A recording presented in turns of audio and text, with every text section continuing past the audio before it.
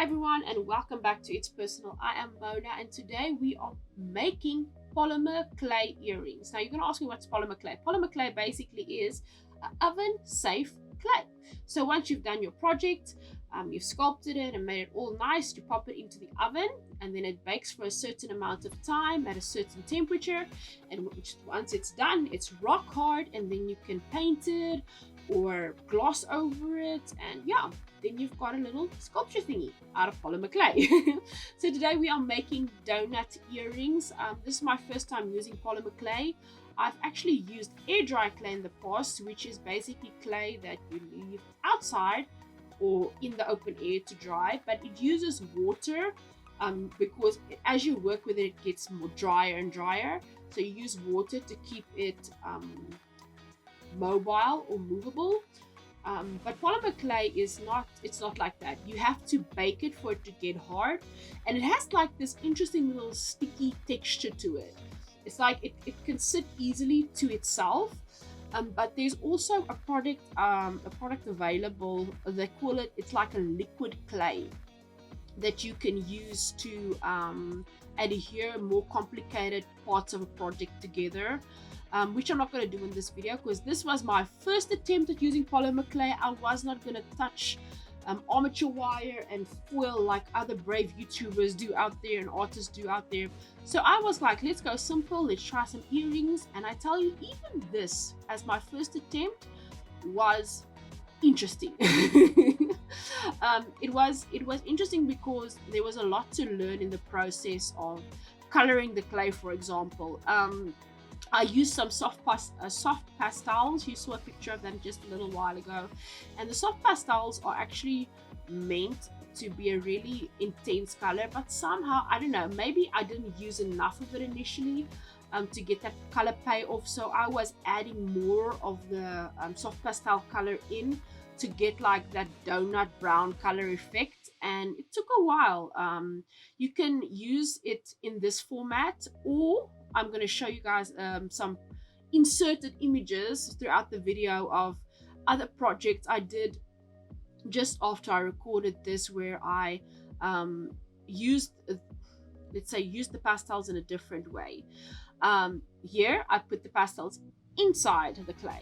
On the other donut I did for charm, I used the pastels on top of it, and it gave a different kind of effect because when you mix it in, you kind of spread out the color, and then it's not as dark, so it becomes more, it's literally like the color says, pastel. So you get a pastel vibe, but when you start dabbing it onto the surface of the project, it becomes a little bit darker. Then you can get like shadows. So I'm understanding why people tend to use, or why they buy polymer clay in color. So a suggestion one of the YouTubers I watched had was, you buy your primary colors first. If you're gonna not color the clay like I did, you would buy a white and a black, and then you'd buy a yellow, a red, and a blue, because you can mix your secondary colors out of your primary colors. Your primaries again are the red, yellow, and blue. You can mix green out of yellow and blue, and you can mix orange out of the blue, orange out of red and yellow, and then you can mix purple out of red and blue. So if you're gonna do other projects and you need some color, it might be easier to buy the pre-colored packs of polymer clay and use that instead of using my method that took a lot longer and was a little bit more on the messy side. If you want to try this out, I think I might in the future, if it's not a given yet, if I stick with it. But I have a big block of polymer clay still to play with, so if I work through that batch and I'm like, okay, I can see myself investing in the long run in this, I might buy the individual colors, because you can actually make really beautiful polymer clay projects and little sculptures. I've seen people make like keychains and jewelry and all kinds of really cool stuff by using polymer clay, because it's forgivable in how you can use it. Even the tools right over here I'm using are really inexpensive. Yes, you do get your expensive craft supply, you go to your local craft shop, those supplies, they actually charge a lot more for the things. And these sculpting tools are not actually sculpting tools. The purple ones are from the baking section at my local 5 Rand store. Those glittery ones, those silicone sculpting tool thingies, are from the nail section. I have dotting tools that was also in that image earlier from in the tray, also from the nail section. And those things are actually really inexpensive. They did not cost me a lot when I bought them like a year or two ago, and when I tried out the air dry clay for the first time.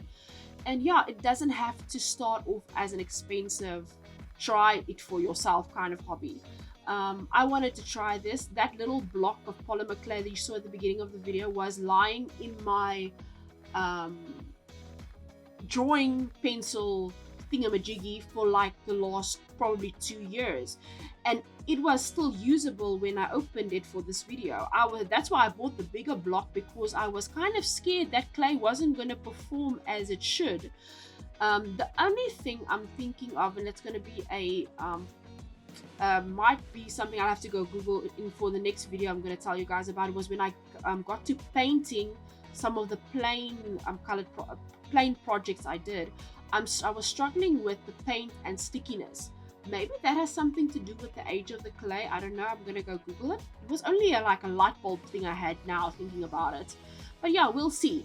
You can see me over here. I'm trying to get the pastels onto the clay by using just my fingers, because I was struggling so much with the brush.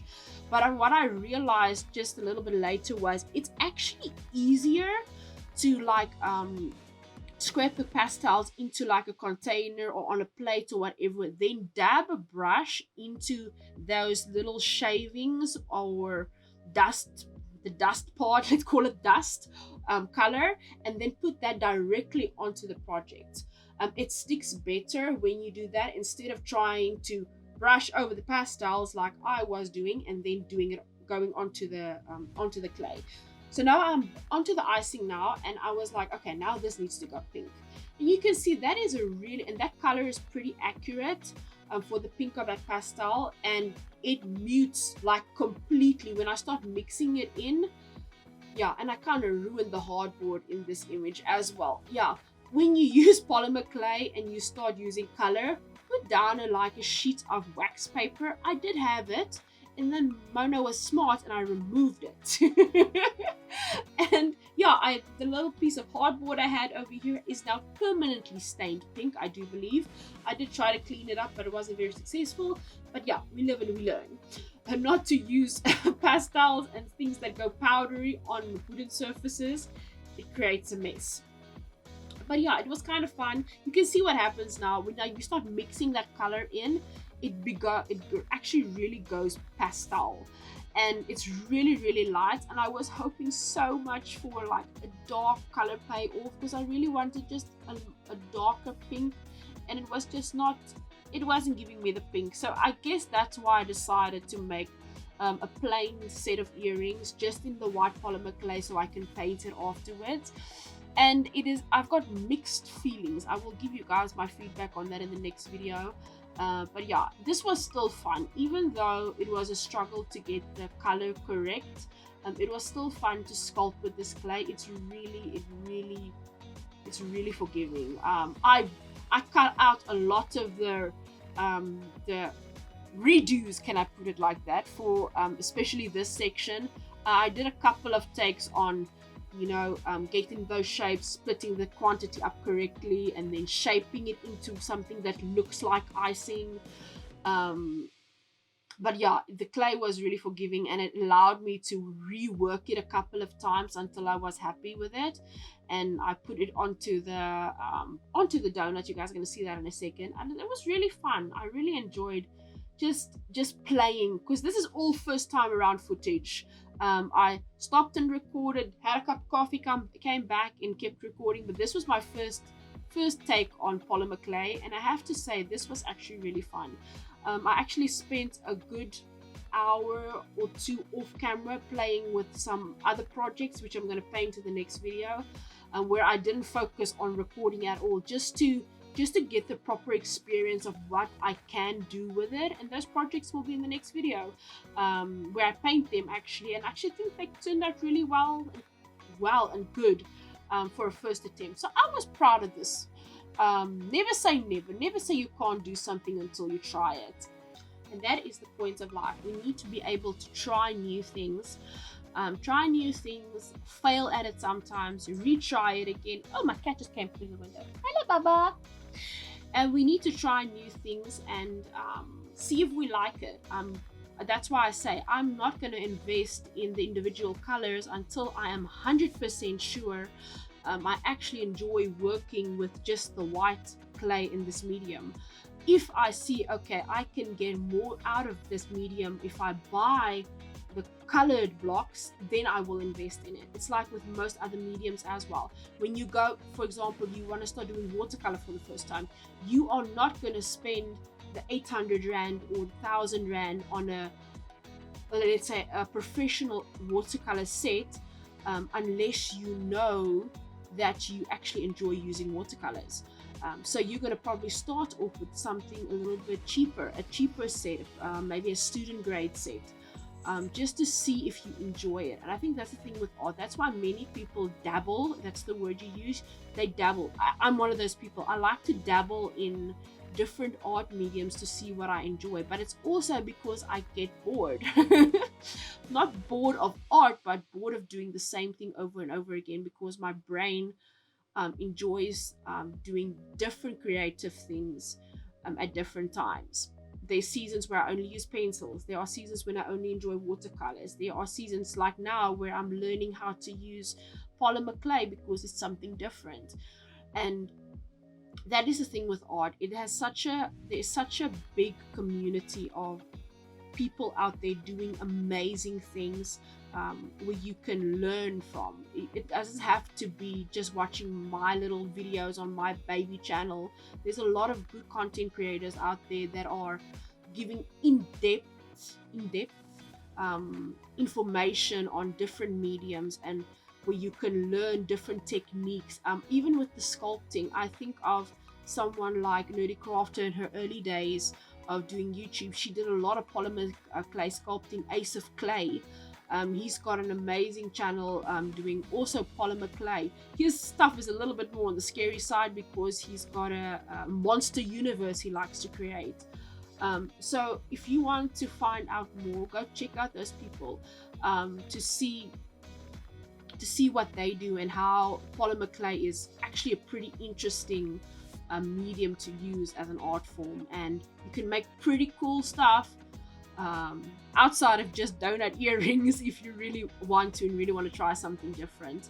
And I think for a start off, it can be daunting, and yeah, but just try it. Don't let the fear like stop you from trying something new in life. But yeah, that is my little tidbit for advice for the day.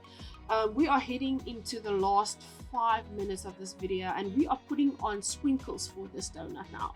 Now I rolled out a lot of individual little strands, and I rolled them in color, and then I realized when I just rolled them in color like this, pastel stringy thingies don't want to stick to the donut. So I ended up again incorporating the color into the clay by just mixing it between my fingers a bit and then rolling it out again. And then I used my cutting knife to cut it up into small little pieces so it looks like baby sprinkles. And I ended up putting on some more color. I just wanted that pink. I really just wanted these donuts to be pink. And the sad thing is, after they were baked, the brushing on did help a little bit, but it didn't help a lot. So they are still really just plain pastel pastel colors. And yeah, I think it's just one of those things I might need to accept, that I might be getting, if I use pastels, I might be getting very muted, like toned down colors, and that is okay. We live and we learn. But I'm excited to show you guys the next video where I painted the little creations I made off to the side. And yeah, I'm going to give you guys just a second here. I'm going to catch my breath before we end off this video with some reveal shots. Yeah, I'll be right back.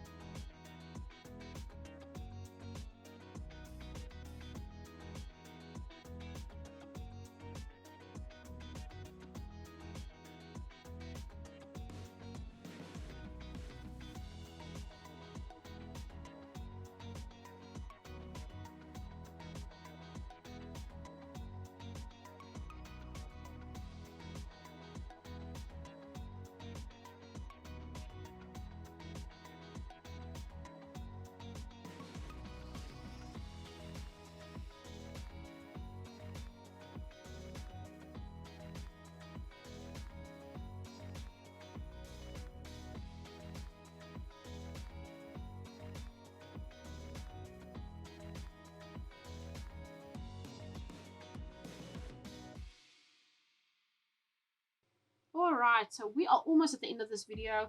As the last couple of sprinkles go on and the last little bit of touch-ups and me just trying to push the little sprinkles down to ensure they don't go anywhere. Not that I think they would have, because this clay is actually pretty sticky and it adheres to itself really well. Even though there are pastel colors in there, it was still on the sticky side and it stayed. So yeah, I'm just highlighting. It didn't make a difference in the oven. The pastel was still pastel when it came out. I think it lost some of that intensity I was trying to get with putting on the extra color, but it's okay. We live and we learn. But I think these earrings turned out really cute. If you guys wouldn't mind, please hitting the notifications and the subscribe button and the like button, all those YouTube things. And then there's the final product. These are cute little donut earrings. I think they turned out adorable. I did give them a little bit of a glaze afterwards just to make them a little bit on the shiny side, but I'm really happy with this project. I hope you guys enjoyed it and that you guys will be back for the next video in a week or two, depending on when I get the audio done and the editing for that video. But yeah, I will see you guys in the next video. I hope you guys have a lovely day and I will see you then. Goodbye.